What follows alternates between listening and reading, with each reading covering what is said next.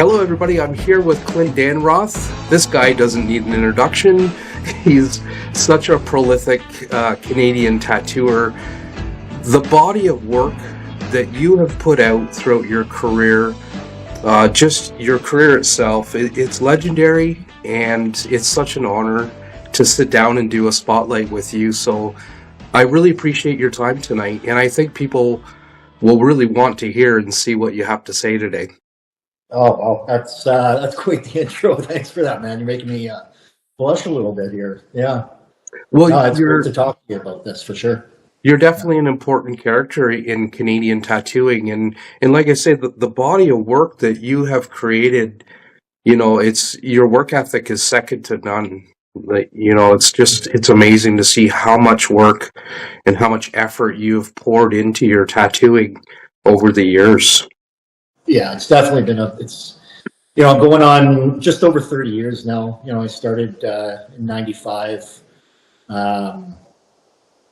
just as a kid, had my first tattoo when I was 15 or 16 and never thought I was going to be an artist. But, by the time I was 19, I started kind of thinking about it a little bit more, and then walked into a tattoo shop when I was 20 and, started trying to learn how to do it. And it's just been a passion ever since, for sure, Yeah.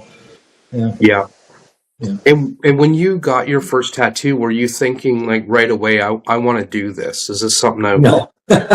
No? Where was your head at? I mean, it's like I was trying to think of, I was about 15 years old, right? So, geez, I can't even think of the math on what year that would have been, but yeah, tattooing was obviously a way different scene back then, right? And I mean, I wasn't really part of that culture, like I was into skateboarding and a little bit of heavy metal, but just being a kid, just being a teenager, right? And like tattoos for us then, especially like in the area I kind of grew up, you didn't really see a lot of them, the bikers had them, and the dock workers and the blue collar guys, but you weren't really seeing average people getting them done. I mean, you would know this, right? Yeah. At that age, it was just something cool to get done. A buddy had gotten one from Vinny's New West Custom, right? Vinny Rocco. Yeah.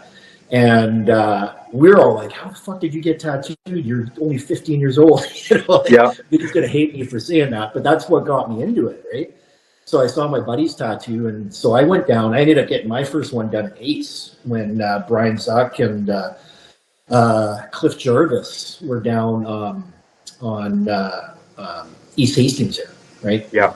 And it's pretty good. I waited a while, got number 2 and 3 probably about a year later. But believe it or not, when I was that age, like the idea of being a tattoo artist was the furthest thing from my mind. Like I didn't think, it was such an era of gatekeeping that the idea, I wouldn't even know how to go about it, right? So, I actually wanted to be a journalist when I was younger, right? Like I actually went to college for some prep work to go into journalism school, and ended up dropping out when I was 19, and that kind of led me into tattooing at that point, right? But, yeah. Yeah, and I remember you saying that when we did our interview. Let's back up for a minute, though. So was it Brian that did your first tattoo? Brian? No, it was Cliff Jarvis. Oh, it was Cliff Jarvis. Okay. Yeah, Cliff Jarvis. He was actually, I remember looking at his work. So there was 2 guys in that era of my life that were super influential on sort of my drawing and illustration, and Cliff was one of them. Cliff, I remember going in there and I wanted to get a tattoo done of like just like a skull bracelet, right?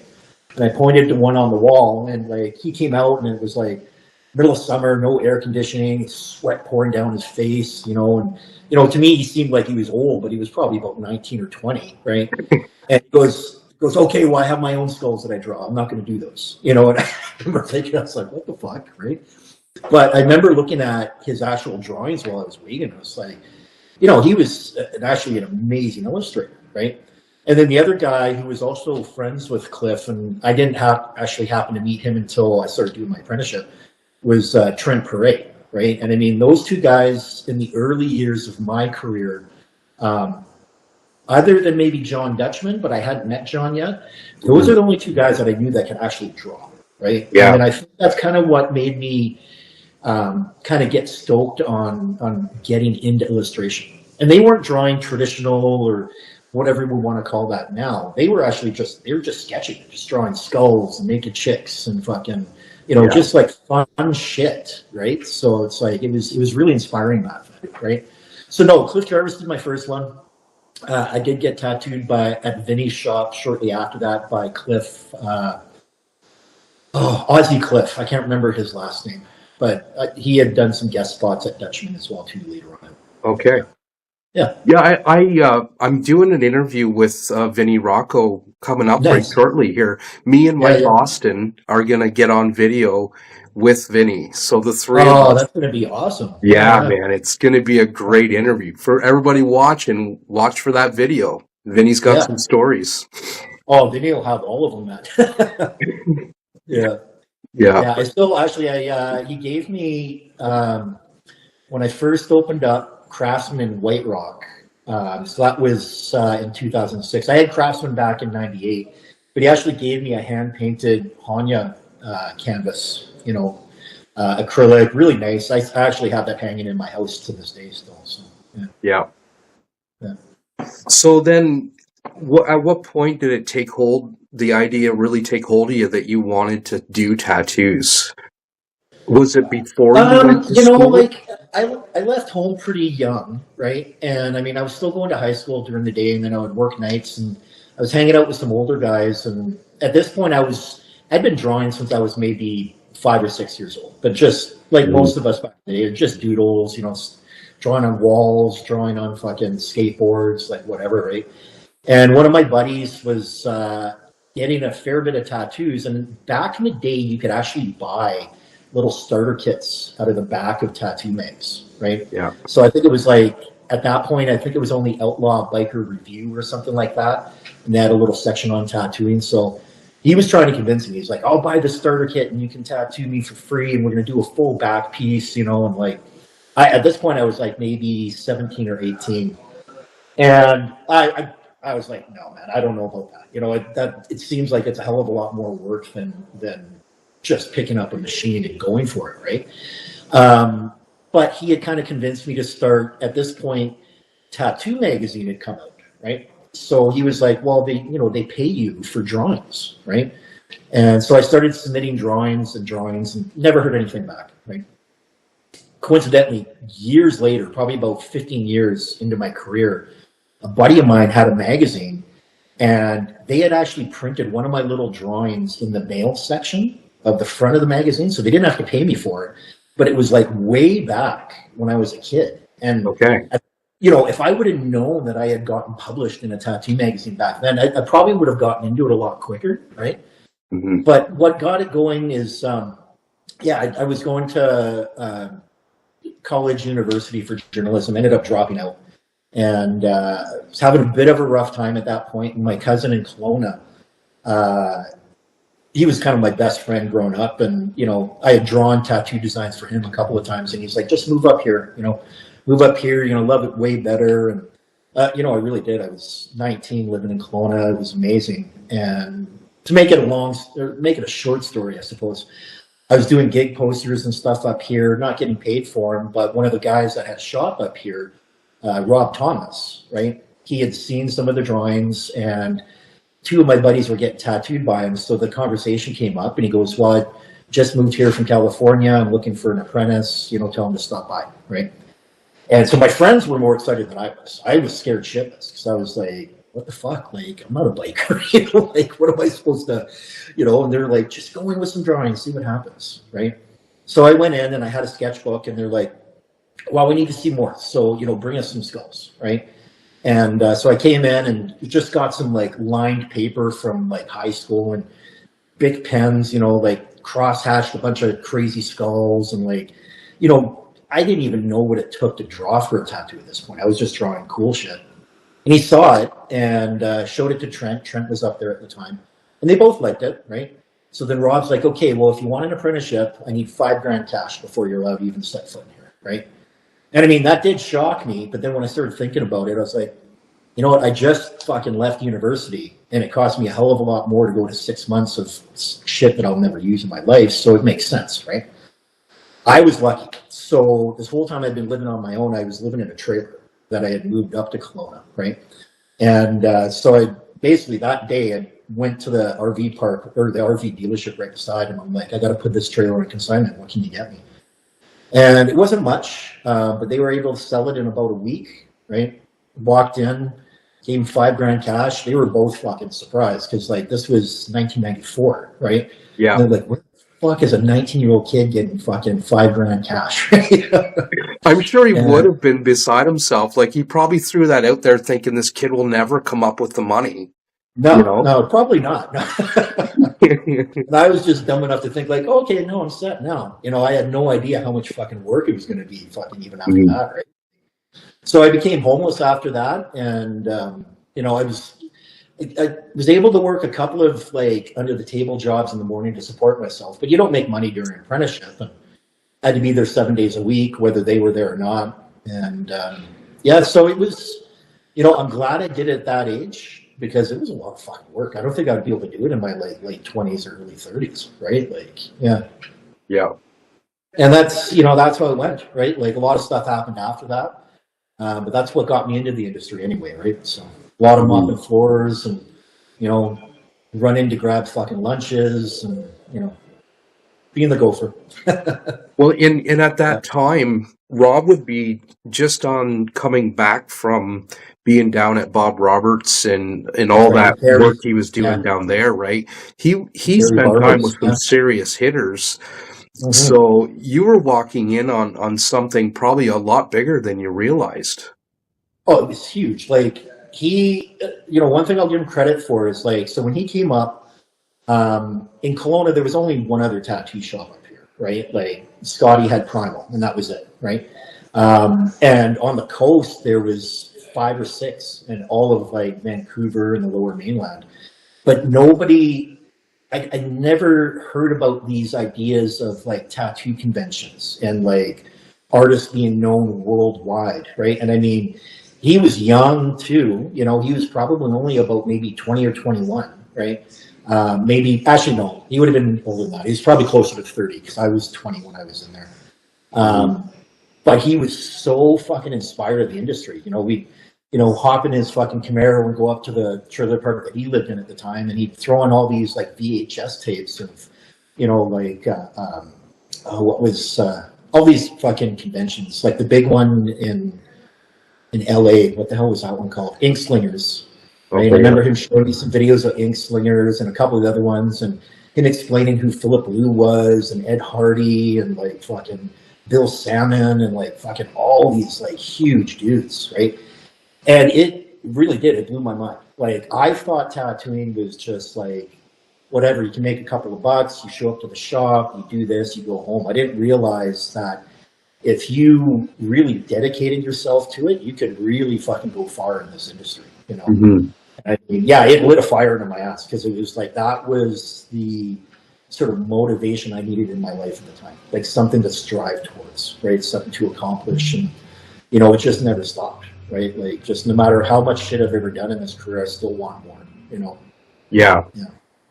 And so maybe walk me briefly through how that played out, your apprenticeship. And if I remember right, you didn't Yeah. stay like a super long time, but you were there enough. No, no, and I'm surprised I was able to keep tattooing after that because no, me and Rob did get into a disagreement, right? So I was only there for probably about 4 or 5 months, right? Mhm. And it had a lot to do. I won't get into the details of it, but I needed to start making some money, and I wasn't able to do it. And basically, all the friends that I had basically kind of lived off of for about a year at this point, they were all like, "No, bro, you got to fucking start getting some money, right?" Yeah. Couldn't get anything welfare, and the only choice I had at this point is, you know, selling shit. Like just like I had a car stereo I was selling stuff like that just to get money at the end. So in the end, I ended up having to move back in with my mom down in New West, down on the coast, which was a horrible thing at the time. You know, like I love my mom now and we've come to terms, but I left home at 16 for a reason, right? So Yeah. uh, Yeah. And it took a while. I was eventually able to get back into tattooing. Like I tattooed a few friends just as guinea pigs, just to try and keep the skills going. But like I said, on the coast, there was you had Mum's Tattoo in North Van, right? You had Devil's Den on Hastings, Ace Tattoo on Hastings. Or actually, no, Ace might have moved actually to Vernon. Brian might have moved it to Vernon and done Bad Wolf at that time. Thomas was on fucking Davy. Yeah. Anarchy had just opened up on Granville. You had Morella's in Burnaby. You had Dave in Surrey, and he was coming. He was either just leaving for Amsterdam or coming back from Amsterdam. And then John in New West, and there was nothing else. There was nothing in Abbotsford. There was, this is a city now of like 2.5 million, but back then there's probably still at least 1 million people, and there's none of them are hiring, right? Like, Yeah. you can't just walk into one of those shops and be like, yeah, sure, take some of my money, right? Like, but I mean, again, it kind of all panned out. So what ended up happening is during this time that I had left, Trent had moved back down to the coast. So he was up at Ritual with Rob. He had moved down to the coast and he was working at Anarchy, which was a new shop, right? I just happened to run into him one day walking by, and he was like, well, do you still have your stuff? Do you still got your equipment? I was like, yeah, but I haven't tattooed in like 6 months or something. He goes, just bring down a portfolio, introduce you to the owner. And I think, he was trying to help out too, because, when I was at the shop, I was a pretty hard worker, right? Like I did everything they asked. I was a kid and whatever, it didn't work out. But I didn't have a portfolio. I didn't even have a fucking camera. Right? So I went home and I got my roommate. I fucking tattooed 4 tattoos on him that night, right? little tribal pieces, a kanji, and then some sort of fucking symbol or something, right? Brought him to Anarchy the next morning, and he's still fucking all bleeding and shit. Yeah. Right? And fucking Trent just started laughing. He was like, okay, that's fine. You got a job. You start tomorrow, right? And then it's crazy how everything kind of works out, because in the end, the reason why Trent was the only artist, well, Cecilia was working there, Cecilia Wingate, and she works down in San Francisco now. But she, I guess, was getting let go at the time. Just stupid politics that you always hear about in tattoo shops. I won't get into it. But she's a super good person. But she ended up leaving, and then Trent had just got a job at Dutchman. So essentially what he was trying to do was fill his space because there was nobody else there. So at this point, including the tattoos I'd done on my roommate, I think I'd done 8 tattoos in my entire life, right? Yeah. Including my apprenticeship. And I became the only artist working at Anarchy Inc. for over a year, right? So I was doing like 7 days a week, and Anarchy is on the Granville Strip, right? So it's we would work late nights, work until midnight, 1 a.m. I was 20, maybe 21 at the time, and I was in heaven though. Like it definitely taught me, being in a street shop like that taught me how to be efficient and be quick, and you don't even have time to get nervous about a piece, right? Like you just have to get in there and blast it out because you got 5 other guys waiting, tapping their fucking feet, right? And I knew I hit it when one of the days I managed to make $300 in one day, right? And like that was more money I'd seen than fucking I don't know how long, right? Yeah. And I was just like, holy fuck! Like imagine if I can do this once or twice a week. Like I had no idea how it was going, and I just went out and just hit it as hard as I could, right? So. I love your ingenuity. Like, I don't have a portfolio. Fucking, I'm going to go home and tattoo my roommate 4 times. He didn't have any tattoos either, right? So, like, he was super supportive. Like, I still talk to him to this day. He's one of my best friends. And he lives on the East Coast. But I was like, buddy, fucking, he was a chef at Swiss Chalet or something stupid. And I was like, as soon as you get home, I got to start tattooing. He was like, fuck yeah. He was just down for it. He didn't even care what he got, right? He's just like, let's do it. Yeah, that's a true friend. You hang on to that guy. Yeah, exactly. Yeah, the guinea pig thing, you definitely have to really fucking have something invested with your friend to be able to do that. For sure. So. Yeah, absolutely. So how long did you end up staying at Anarchy? It wasn't too long. It was probably maybe a year and a half. And like I said, I was the only guy there for about a year.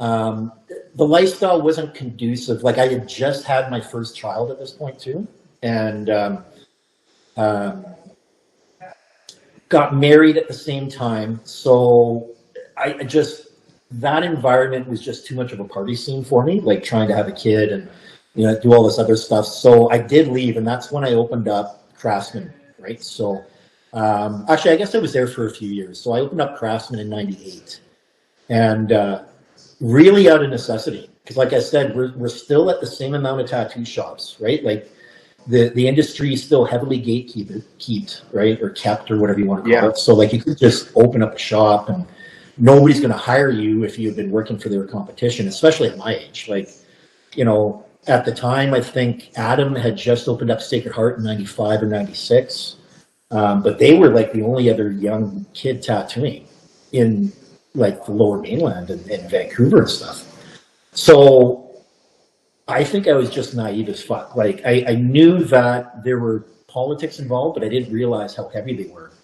And I just said, well, I can't work for these guys. I've got to make money, right? I've got a kid coming. I'm just going to open up my own shop, right? So I found a cheap place it was actually on the corner of Granville and Robson, which now is super high end, right? But back then it was a lot of homeless, a lot of like real degenerate stuff going on and shit. Second floor, so I think most people that knew that I was open didn't think I was going to really succeed. So I don't think anybody bothered me, right? Okay. So that's when I opened up Craftsman, so '98, and it was pretty fucking cool, man. Like I got a lot of younger kids that had just started getting into the industry that came looking for work, right? So we got at the time she was quite young, Shoko Sonoda.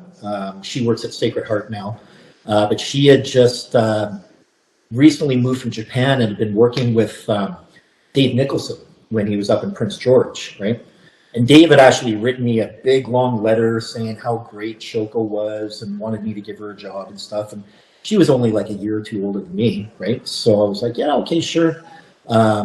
Steve Cole, nicknamed Breadman, right? He had moved out from out east as well too. He's in Ontario. We hired him on. Trent eventually actually came in. He started working for me for a little bit, Trent Parade, and he brought in his apprentice at the time, Ken Greer, right? Okay. So Ken was kind of like he wasn't really tattooing out of my place, but he hung around quite a bit and helped out Trent doing the apprenticeship stuff. So it was a really fun place to work. None of us made a fucking dime. None of us, I didn't know how to run a business, right? Yeah. We were on the second floor, so part of our building lease was I wasn't allowed to put any advertisement on the street level, right? Because it would interfere with all the stores that were on street level, right? So the only way we would get work is I'd be constantly going to the pubs, handing out business cards and stuff, and buying people pints, and we'd have friends of ours handing flyers out and shit, and just more of the guerrilla stuff. But after about 3 years of it, I had to borrow money off of my wife's parents a couple of times to pay the bills, and the stress was, even at that age, was getting pretty high. I had a kid, got married, and opened Craftsman all within 3 months, right? So it was and then when all this happened, Rob Hope, right? He was working at Dutchman at the time. He had broken his hand, right? And I had gotten a sleeve started from John maybe about 4 months before this.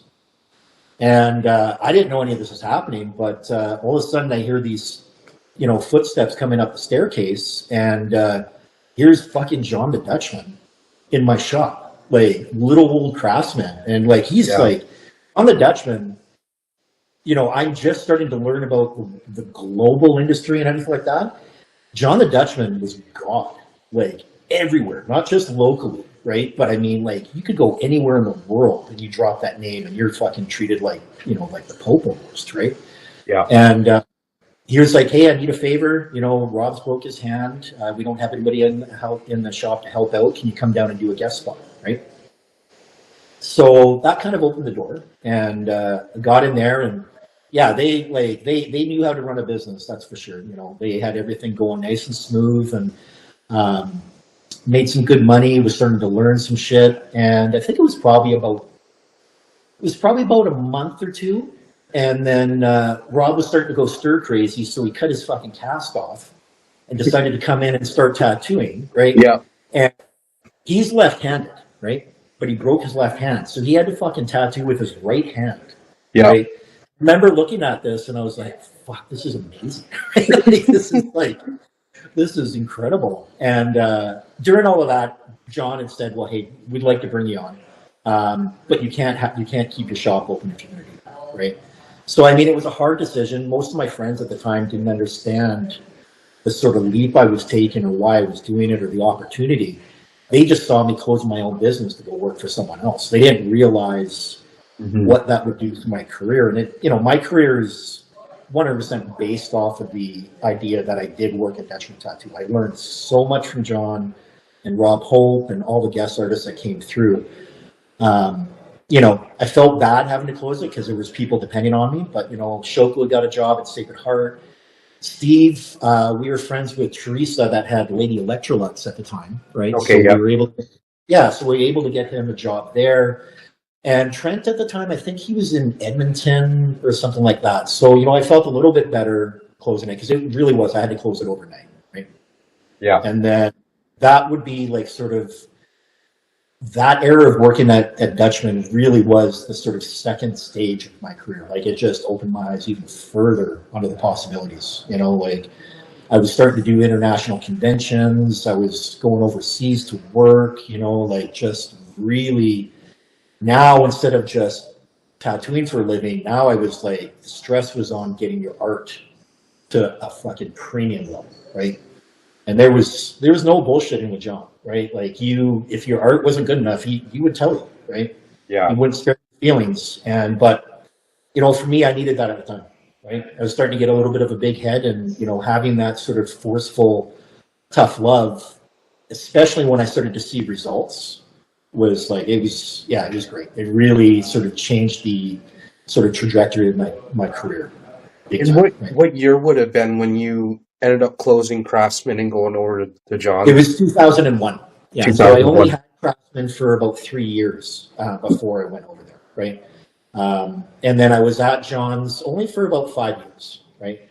But John's, the Dutchman tattoos, the whole umbrella of it was starting to go through quite a metamorphosis as well, too. You know, like when I was there, it was just me, Rob Hope, and Louise. And Dustin, Dustin Croach, who I had met here in Kelowna a few times, he was at the Buddha at the time, and he would come in and do a couple of guest spots once in a while, right? Yeah. So it was a nice little tight community. And then John opened up a second shop, a real big one, and hired a whole bunch of good artists, you know, like Jesse Young and fucking Trevor and Dave Nicholson and Ian, and of course my good buddy Ryan Halter. And then I had my second kid. So that's when Mason was born in 2005. And at that point, you know, whether it was the right time to do it or not, I felt like I knew I wasn't going to be working at Dutchman for the rest of my life. But I knew if I didn't kind of do something now before my son started to get a few years under his belt, it would be really hard to start up a business again, you know, having to support 2 kids. And at the time I was supporting my wife as well, right? So, you know, had a conversation with John, and then that's when I reopened Craftsman, right? So in 2006. And then that location was in Chinatown. So I was there for a few years before I moved over to White Rock. What did John say when you said, hey, look, I want to go off and do my own thing now? Well, I'm sure he was hurt, you know, like, I mean, I was nervous as fuck, like, super nervous. But I knew it was a conversation I had to have with him, right? Obviously, like, the thought of just doing a midnight move or not giving enough notice, you didn't do back then, right? Like, you had to fucking get up and do it. But no, he took it actually way better than I thought, you know.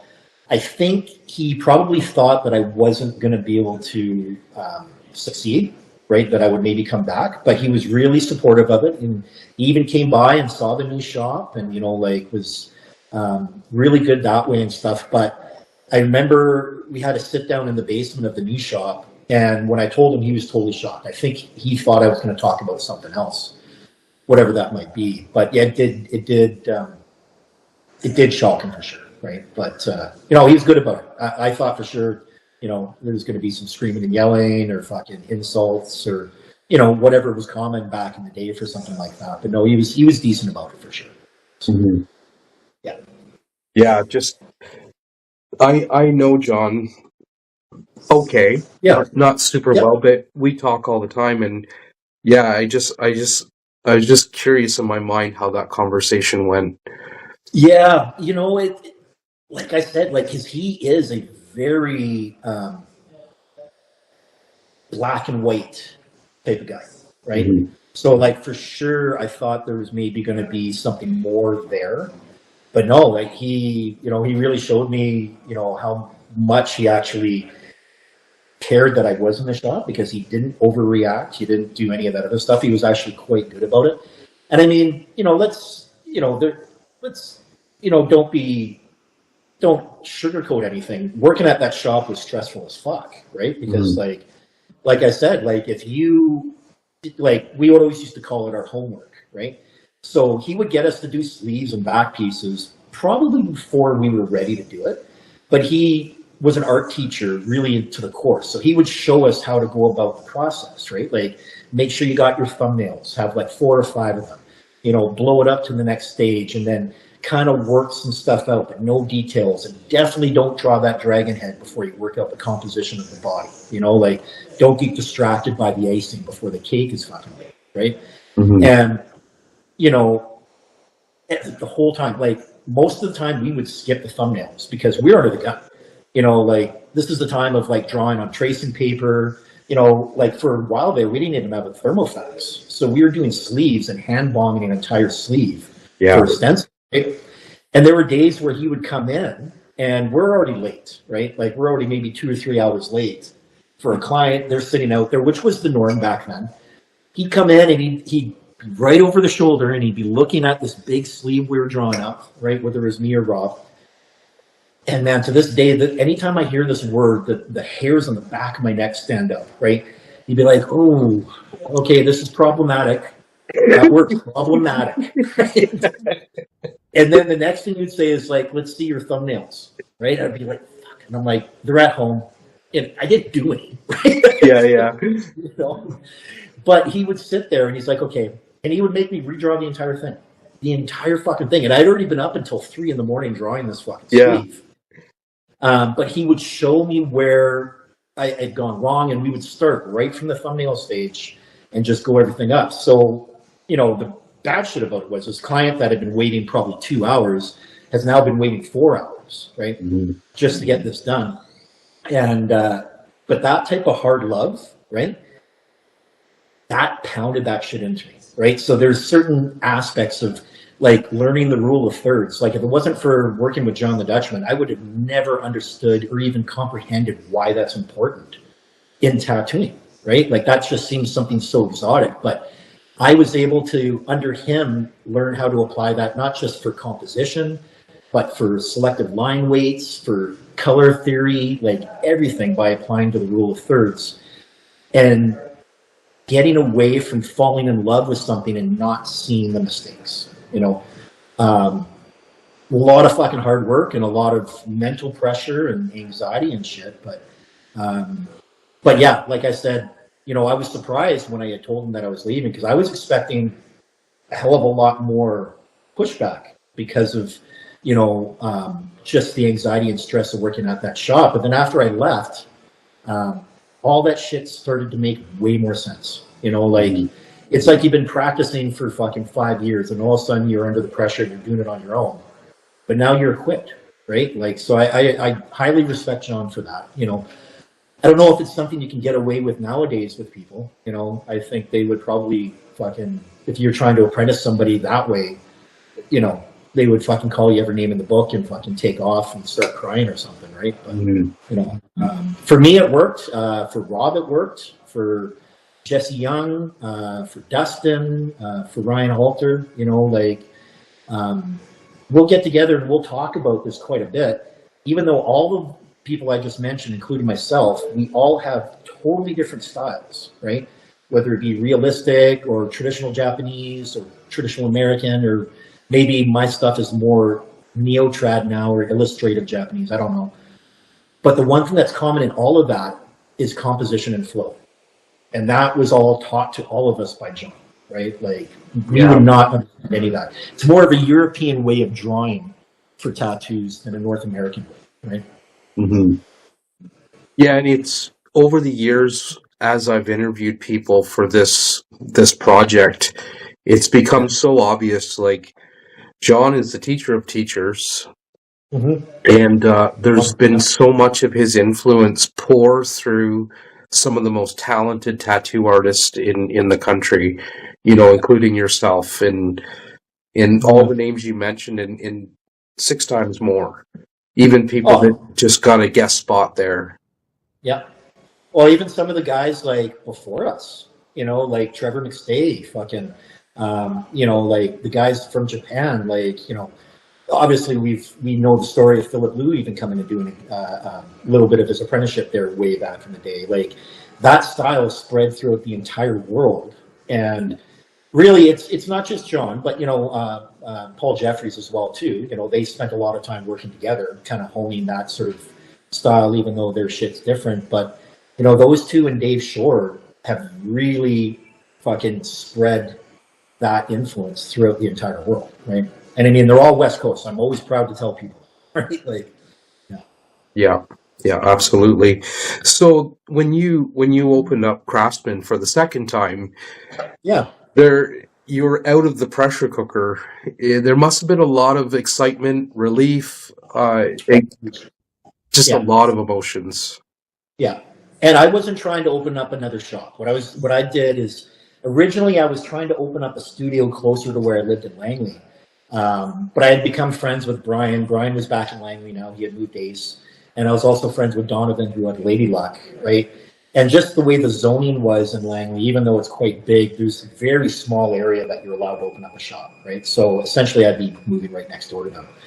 So I just opened up in Vancouver because it was easy, but it was a private studio, right? So that's all I wanted. It was just a small space. Wanted to be left alone, to concentrate on my work, and then just go home and be a family guy and not deal with any of the politics or the stress or any of this other stuff. But yeah, what ended up happening is that was like, I had done a little bit of painting at John's, but we just really didn't have a lot of time.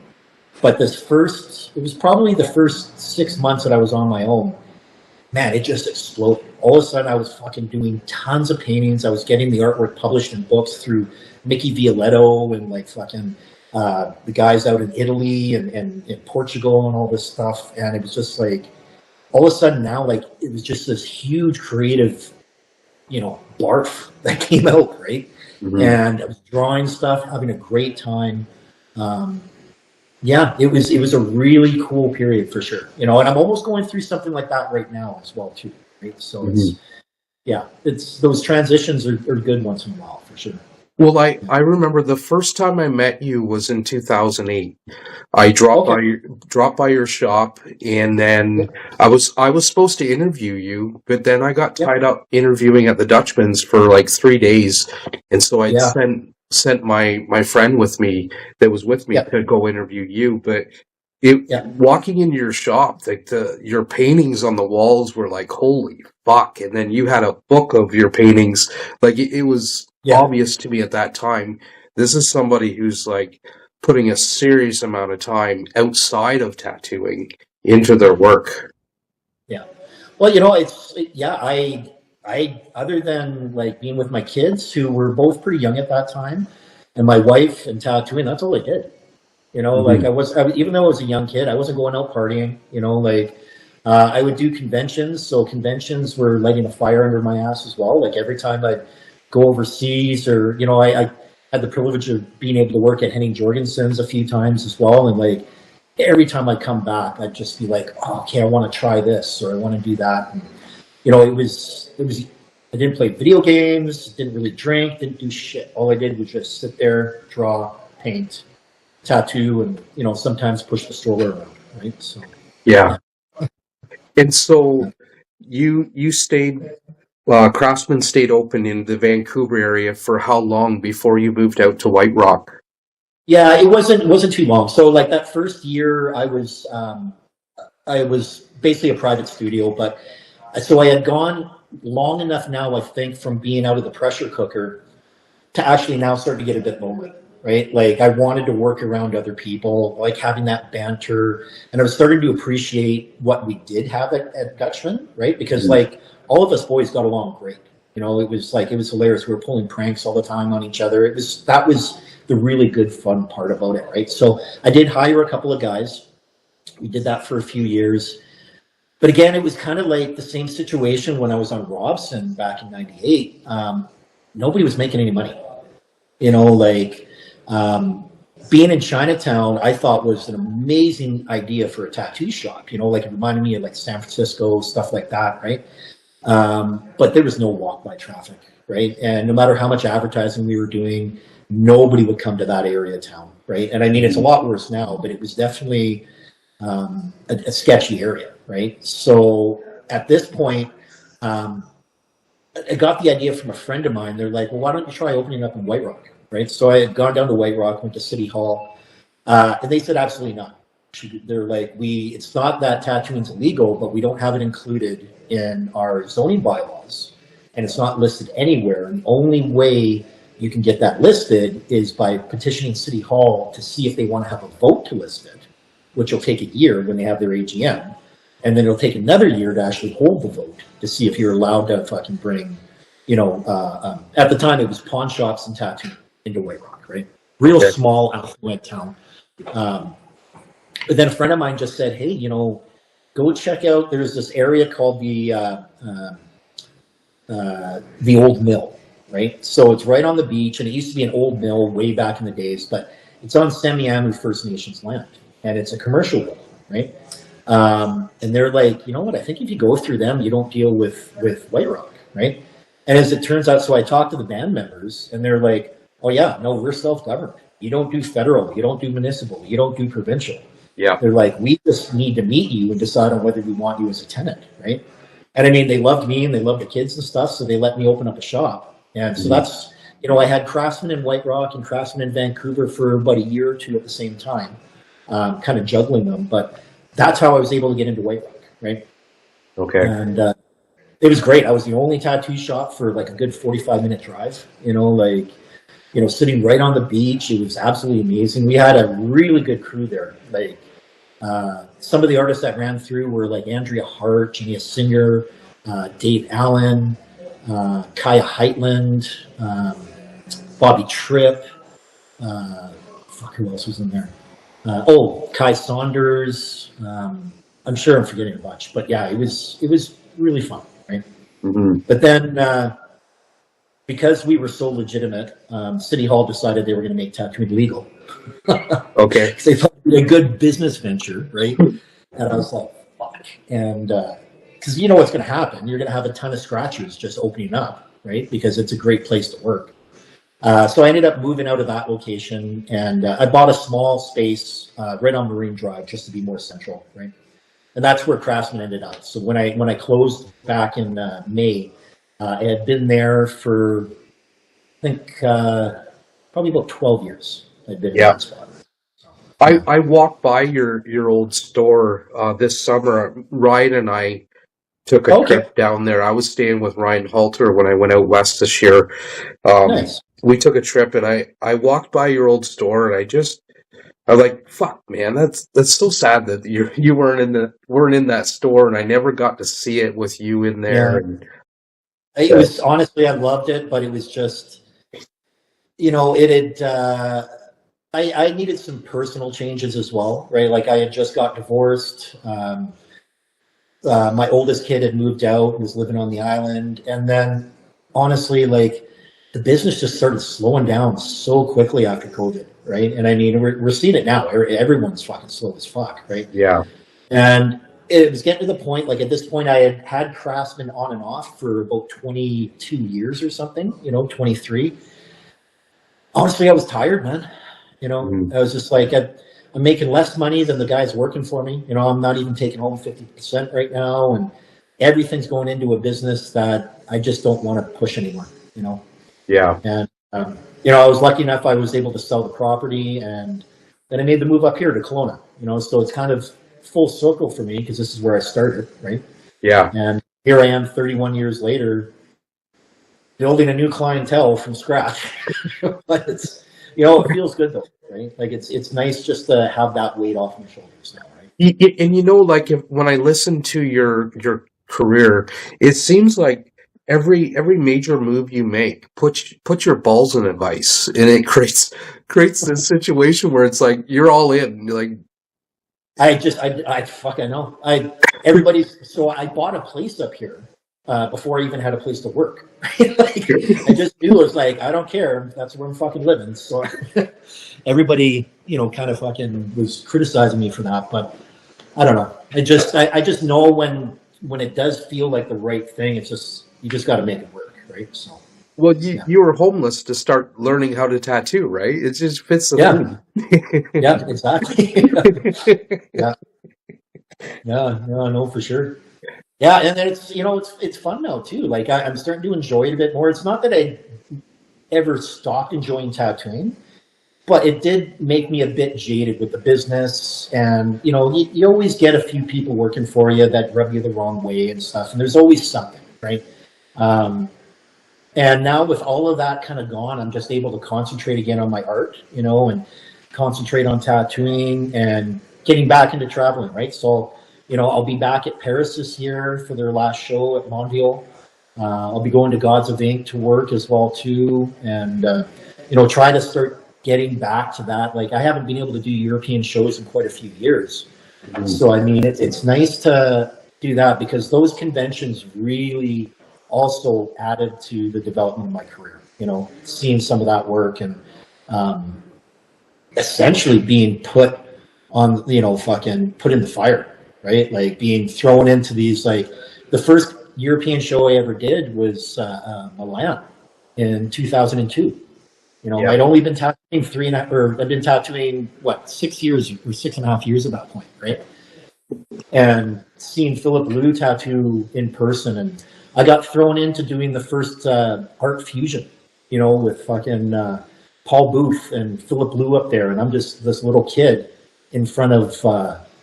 There was television fucking screens, cameras, probably about 1,500 people watching us. Yeah. And I'm sitting there trying to remember how to draw a fucking skull. But it's like, nervous as fuck doing those shows. But like I said, every time I came back, I just felt like I had just gone through the gauntlet and survived. And it just almost gave me that elevated boost, right? So I'm looking forward to that again. That's for sure.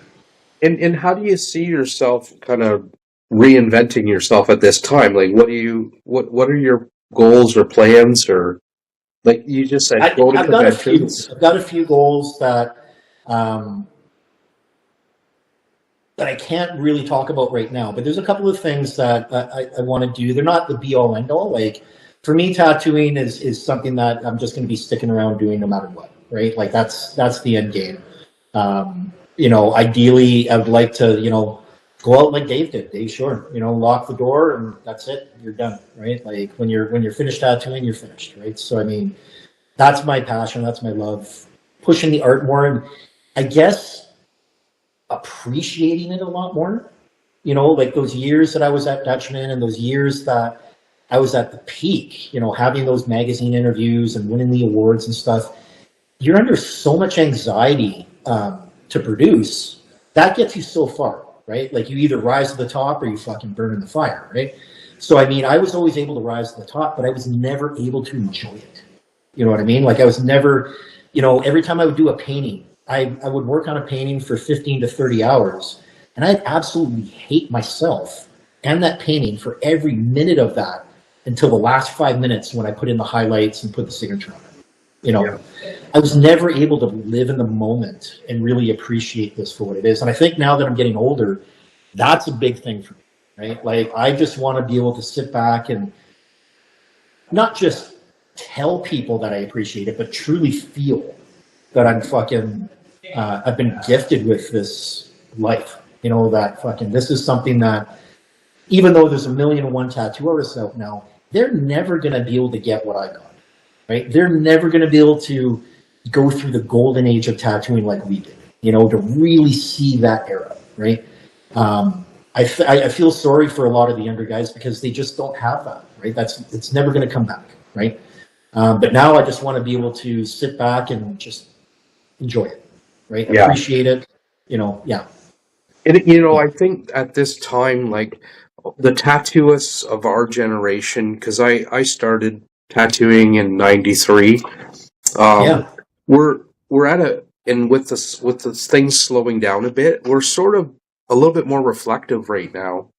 Yeah. It's given us a minute to just catch our breath and to reflect on tattooing. When you Yeah. and I've been asking some people this question, like after tattooing for so long, and it's kind of philosophical, but in nature, like what does tattooing mean to you? Like Safwan and I were talking about this summer, and Yeah. it's a big question to unpack, right? Because it's bigger than what it appears to be on the surface. Yeah. I mean, to me, it's like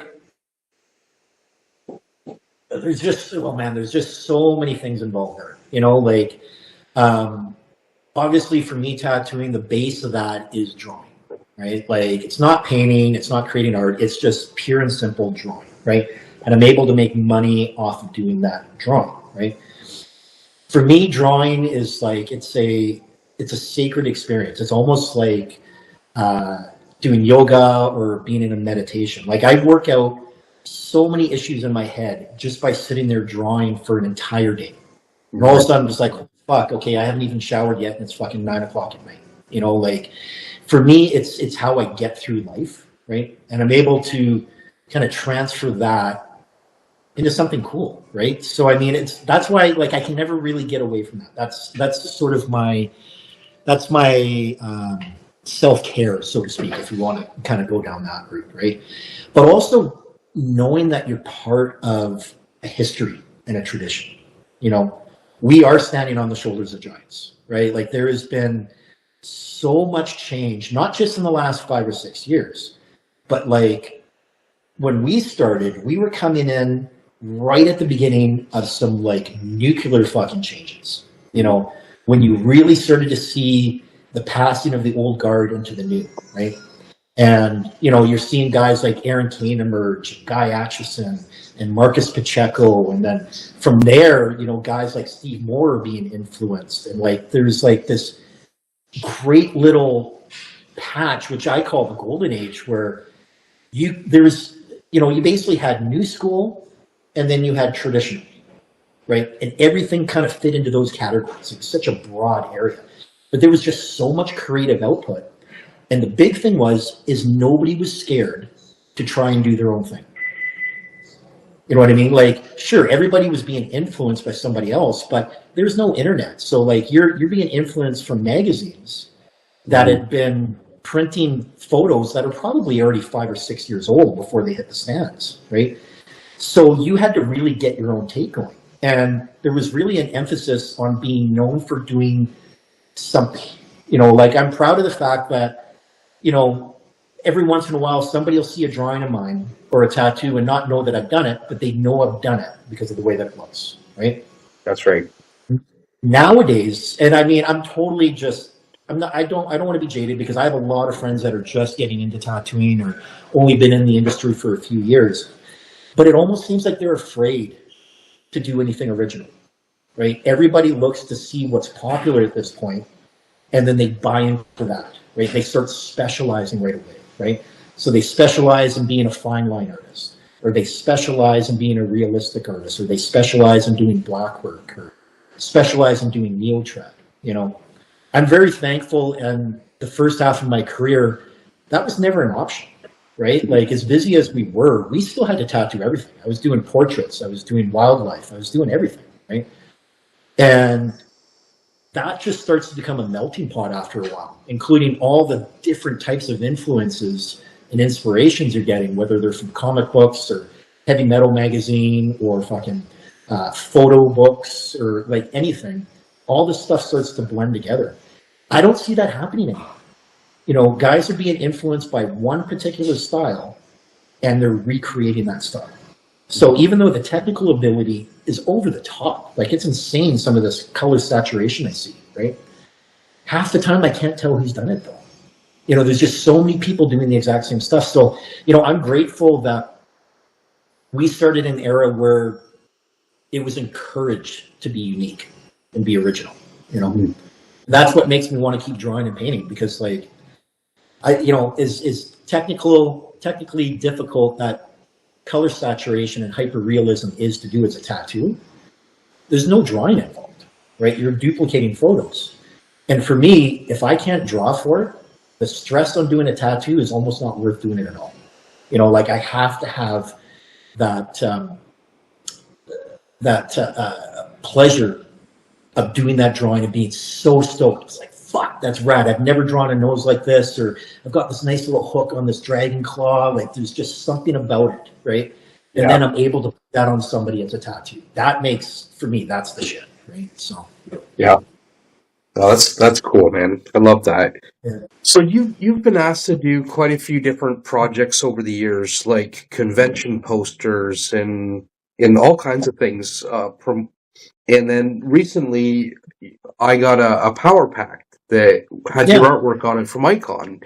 What has been some of the highlights of these different things that you've been asked to do over the years? Well, you know, like the Icon one was pretty rad, actually. So, I mean, I did a shirt for their 30th anniversary. And I mean, it was pretty cool because I had started in the same year that Icon had started, right? And so like Icon back in the day was just an R&D company, right? Like they were research and development. And they would just, all they were doing was making needles, loose needles, right? And they were going through, under the guidance of Bill Baker, a lot of research, a lot of experimentation to find out what would make the best needle and why, and how it worked with the skin and all that stuff. You know, like I can remember Icon coming by the first Craftsman as just a kid, and he's showing us all this stuff. I'm like, I didn't understand it at the time. I was like, well, okay, well, what kind of ink do you sell? Like, no, we don't sell ink. I'm like, well, what about machines, tubes? No, we don't do that. We only do the needles. And then we come out with a tech report that we send out every month if you're on our mailing list, saying like how all the research went and how it worked and all that. And that was all over the top. Like I didn't understand any of that. So it was kind of cool. They had actually, through Ben, because I had actually been friends with Ben for quite a few years, and he had traveled as a representative of Icon when I was doing all these shows in Europe and stuff. And we would always go out drinking together and partying. So Ben had suggested that I do their shirt for me, right? So I was like, I was pretty stoked on that, you know, because it was kind of like, yeah, we both started at the same time. And the power pack was something I wasn't even expecting, right? So it's like, that was really, really fucking cool to be a part of all of that, right? Mm-hmm. All the shirts and posters and stuff, I won't lie, that's shit that I had to hustle for.